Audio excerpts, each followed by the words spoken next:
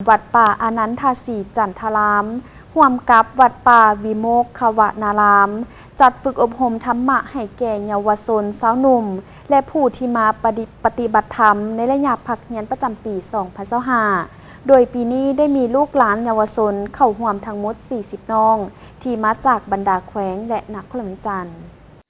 ในระยะพักโรงเรียนหรือพักแรงบรรดาน้องๆลูกหลานนักเรียนบางคนหรือบางกลุ่มก็อาจจะหาเรียนเพิ่มไปท่องเที่ยวกับครอบครัวและบางคนก็อาจจะใช้โอกาสนี้ซอกหารายได้จากการเฮ็ดเวียกต่างๆแต่ก็มีน้องนักเรียนจำนวนหนึ่งที่มาจากนครหลวงจันทร์แขวงเวียงจันทร์และแขวงเสียงขวางรวม 40 น้องแม่นได้ใช้เวลาว่างนี้เข้าร่วมอบรมธรรมะภายใต้โครงการฝึกอบรมธรรมะให้เยาวชนสาวหนุ่มและผู้ที่มาปฏิบัติประจำปี 2025 ที่จัดขึ้นอยู่วัดบ้านโน้นขี้เหล็กเมืองสีโคตตะบองนครหลวงจันทร์ซึ่งปีนี้แม่นเป็นการจัดร่วมกันของ2วัดระหว่างวัดป่าอนันทศรีจันทรามและวัดป่าวิโมกขวนารามเพื่อร่วมฝึกอบรมลูกหลานเยาวชนในระยะพักเรียนได้ใช้เวลาว่างให้เป็นประโยชน์เพื่อศึกษาเรียนรู้ธรรมะกิริยามารยาทในสังคมการกราบไหว้เคารพต่อหมู่เพื่อนผู้ใหญ่ผู้อาวุโสพ่อแม่และครูบาอาจารย์ซึ่งพระอาจารย์ทวีไสยภูมิประเสริฐวัดป่าวิโมกขวนารามสัมปักแฮดได้ให้สัมภาษณ์ว่าโครงการฝึกอบรมธรรมะให้แก่เยาวชนสาวหนุ่มและผู้ที่มาปฏิบัติประจำปี 2025 แม้นเป็นปีทำอีทที่ทั้ง2วัดได้มาจัดขึ้นโดยมีความตั้งใจอยากจะฝึกอบรมลูกหลานเราเฮาให้เป็นคนดีมีศีลธรรมและรู้จักหน้าที่ของตนเองคือตั้งใจหำเฮียนและห่างไกลจากสิ่งเสพติดโดยจะใช้เวลาฝึกอบรมร่วมกันทั้งหมด 7 วันในนามของข้าน้อยเนาะอาตมาหรือว่าสื่อพระอาจารย์ทวิไสยภูมิประเสริฐซึ่งเป็นเจ้าที่การวัดป่าวิโมกขวนารามหรือว่าวัดสัมปักแฮดได้จัดโครงการอบรมฝึกอบรมเยาวชนและสาวนุ่มผู้มาปฏิบัติธรรมกับวัดป่าอนันทศรีจันทรามบ้านตะทองนี่เป็นโครงการที่อบรมร่วมกันเป็นครั้งทำอิฐระหว่างสองวัดเพื่อจะได้เป็นประโยชน์แก่เยาวชนและ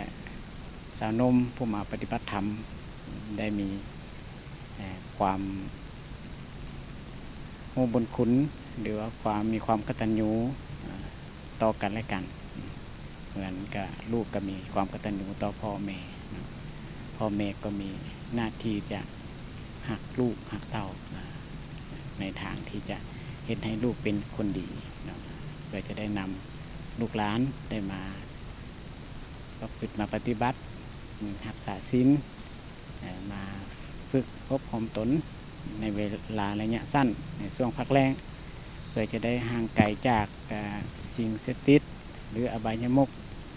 ทั้งหลายแล้วก็เพื่อให้ฝึกให้เราเป็นคนดุมันขยันต่อหน้าที่ต่อการงานซึ่งในโครงการของพวกเราก็มีการแบ่งออกเป็น2ภาคส่วนก็คือภาคส่วนทางเยาวชนกลุ่มหนึ่งแล้วก็ภาคส่วนของนักผู้ประพฤติปฏิบัติกลุ่มหนึ่งซึ่งใน2กลุ่มก็จะเป็นทางภาควิทยากรเข้าไปศิษย์สอนทั้งหมดทั้ง2กลุ่มส่วนกิจกรรมของแต่ละวันก็คือทางเยาวชนของพวกเราเนาะก็จะมีทางภาควิทยากรได้เข้าไปให้ความรู้ก็จะมีอยู่2แบบที่1คือเป็นการทำงานแบบให้ธรรมะเพื่อให้เข้าใจในหัวข้อธรรมแต่ละข้อแล้วก็อย่างที่2ก็คือเป็นการพาปฏิบัติไม่ว่าจะเป็นการพาการนบการกราบการไหว้พาไหว้พระสวดมนต์เช้าแลงแปแล้วก็การเฮ็ดกิจกรรมต่างๆบ่ว่าจะเป็นการทำตอบหัวข้อธรรมะแล้วก็ให้ท่องศีล5ได้รู้จักการประเคนน้ำปานะบ่การถวายทานบ่ให้กับพ่อแม่ครูบาอาจารย์แล้วก็มารยาท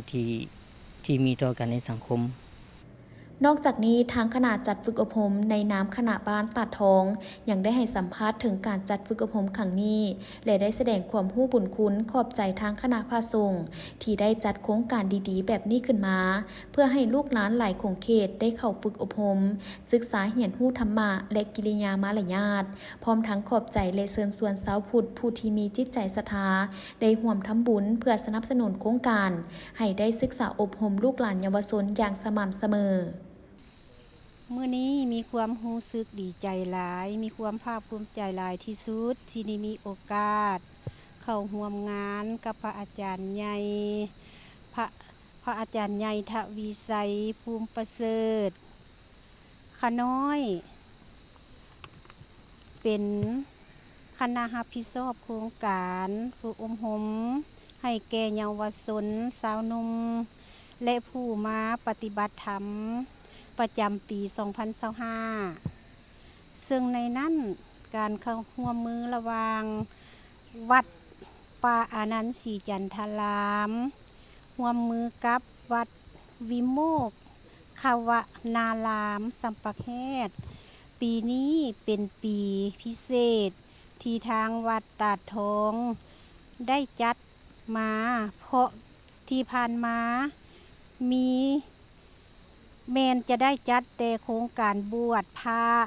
ซึ่งปีนี้ทั้งวัด2 วัดและการจัดตั้งบ้านได้ตกลงกันเป็นเอกภาพกันจัดโครงการเพื่อเยาวชนและสาวนุ่มได้ศึกษาธรรมะแนวทางพระพุทธศาสนาซึ่งในระยะนี้เป็นระยะภาคเรียนสาวหนุ่มเยาวชนเข้าร่วมมีจำนวน40 คนแล้วก็แม่ขาวหันนะ10 องค์ผู้เข้าปฏิบัติ14 ทานพระสงฆ์สามเณร20 องค์ขาน้อยขอเชิญชวนบรรดาทุกท่านอยากให้มามีการส่วนร่วมหรือจะเป็นทางปัจจัยบ่หรือว่าวัตถุมาอย่างต่างๆขอขอบใจ สบายดีน้องชื่อนางน้ำฝนนามสกุลภูวงศ์มาจากบ้านห้วยสร้างเมืองนาไซทองแข่งนครหลวงเวียงจันทน์โอ้เรียนห้องใดล่ะเด้อพี่ เรียนป .5 ขึ้นม .1 ปีที่2ปีที่2เลยปีทำอิฐอยู่วัดสัมปักแฮดปีที่2อยู่วัดตาดทองบ่ค่อยอยากไปเที่ยวไปลิ้นไปได้เพราะว่าอยู่เฮือนมันก็แดดร้อน